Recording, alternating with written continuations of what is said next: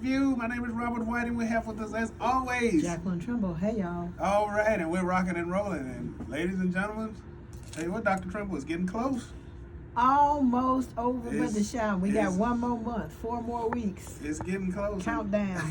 And for the last, I think, 3 presidential elections, I have spent election night here at the illustrious WVAS studios. WVS. Yeah, the political hub That's right. of Alabama media. Man, this gonna be Man, I'm gonna be here too. If good Lord willing, I'm gonna be here. Something else. Yeah, I was here when Obama won. I think the first time.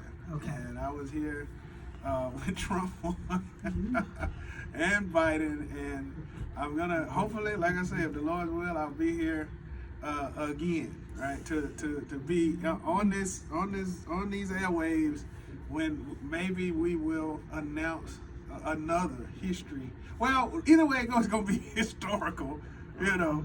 But I got my passport ready. oh wow, okay. Well, we have with us some student correspondents and Brother Tyron, but both are from the NAACP, and we asked Brother Tyron to come on. Who is the president, to talk a little bit about some of the student efforts that have been going on to get students out to vote, to get them to the polls, to get them activated. Brother Tyron, how you doing? I'm doing well, and you? Good. Welcome to the HBCU Review. I think this is your first time coming? This is my first. All right. Hopefully it won't be the last. Hopefully it will not be the last. Yes. So tell the listening audience a little bit about yourself first, and then we'll get into the business while we're here, because you got a lot to do tonight. Yes, well, first of all, my name is Tyron Moore. I'm a senior finance scholar at the Alabama State University, and I serve as the 2-time NAACP president here at Alabama State. I'm also the state political action chair and second vice president. Absolutely, man. Y'all have done a lot. I think our student chapter has won awards and all of that, and y'all fired me from being your advisor, which I think one of the best things that y'all could have done. But no, I'm just joking. But the thing is, no. That's a good thing, because the people they got now have taken that organization way to where we could not taken it where they have gone. So I'm happy with that. I'm great. The people that have taken over have done. So what are some of the things that are going on? Tell us what are some of the activities that the students have been engaged in, because that's what everybody wants to know. Right. Well, it all started when I attended the NAACP Fired Up Summit in May in Washington, D.C. And that was a 4-day civic engagement boot camp led by Marvin Noy, Jamil Khalees, Wisdom Cole, Derek Lewis, our NAACP national staff. And from that summit, I created a strategic civic engagement plan specifically for Alabama State University, because I realized, based off of our voter registration numbers and our voter participation, which was beyond poor, that we've got to do something else. It has to be strategic, it has to be meticulous, and it has to be centered around Alabama State University. And we cannot do civic engagement the old way anymore, because that's not how our generation thinks. They're very technological. So I'm going to put it in your face on tech. I know you go to the CAF every day. I'm going to be in your face in the CAF. So that's what it was, off the phone and in the field. Off the phone and in the field. Love it. Absolutely. Shirts are $22 if you want one. All right. Raising funds, baby, raising That's what I'm funds. talking about. So what are some of the attitudes that you're getting on campus from students, good, bad, or ugly? Because we're here to get to the truth. We don't have to sugarcoat nothing. You know, we want to know what the students are thinking, so we'll know better on how to address it. Well, for the most part, most students are afraid of what could be if a certain person were to win the presidency. A lot of students have their eyes actually open to, oh wow, I actually have a responsibility. But then we have those who are of the opposite. My vote doesn't matter. They've already decided who's going to win. But my thing I like to tell people is, if your vote didn't matter, why would somebody be trying to take it away from you? Right. You have a civic responsibility, a duty. John Lewis said it's almost sacred. You have to get out and vote. We don't have time to sit on our hands. Don't complain if you don't vote, because you are part of the problem. And we have to make sure that we do it. Gen Z is one of the largest voting blocks, but what is our turnout? We know boomers are going to vote. But what about those young millennials and Gen Z?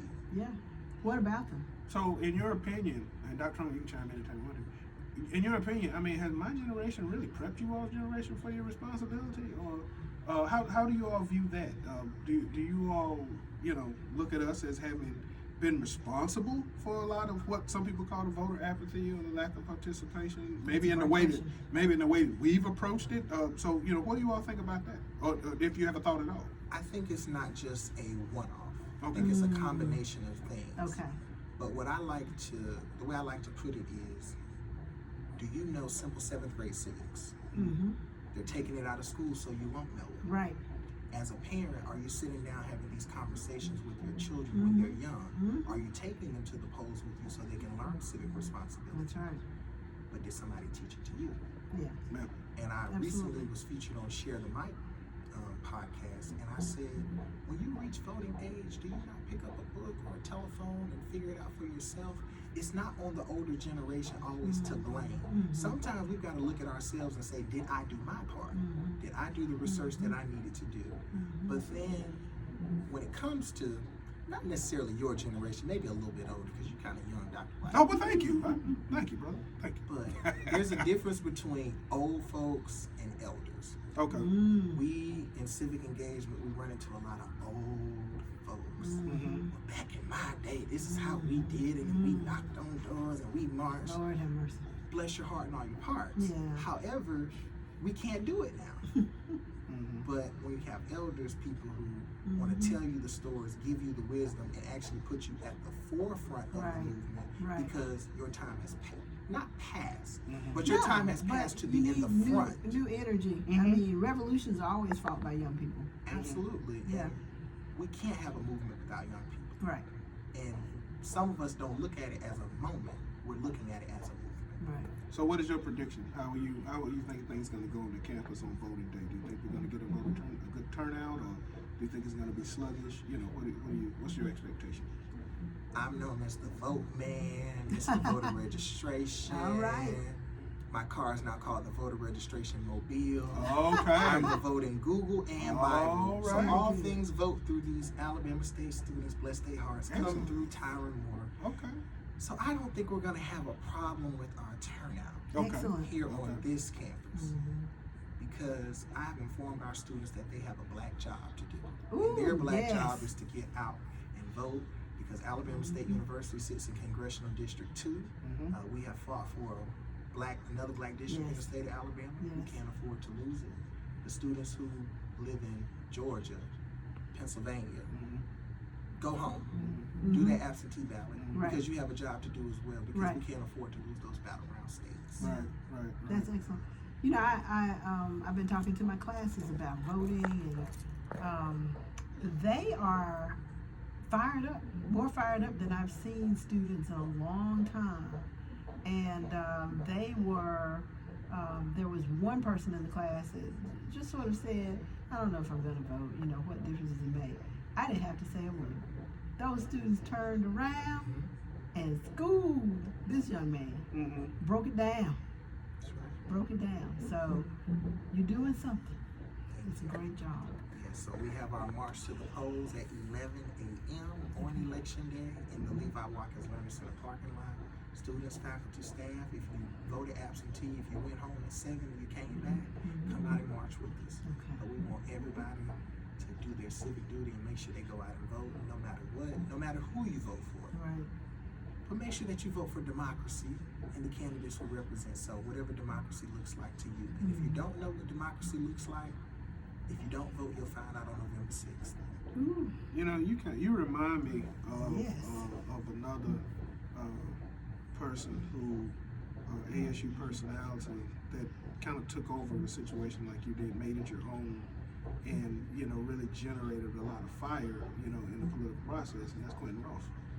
You kind of remind, because we've known each other a long time, and Bobby Singleton and Robert Smith, all of these people were either SGA president or of some prominent position that made the political process a part of their platform. And I want to commend you on the job that you've done, because everybody's calling your name and everybody's saying, look, you need to go through Tyron to get Alabama State. That's great.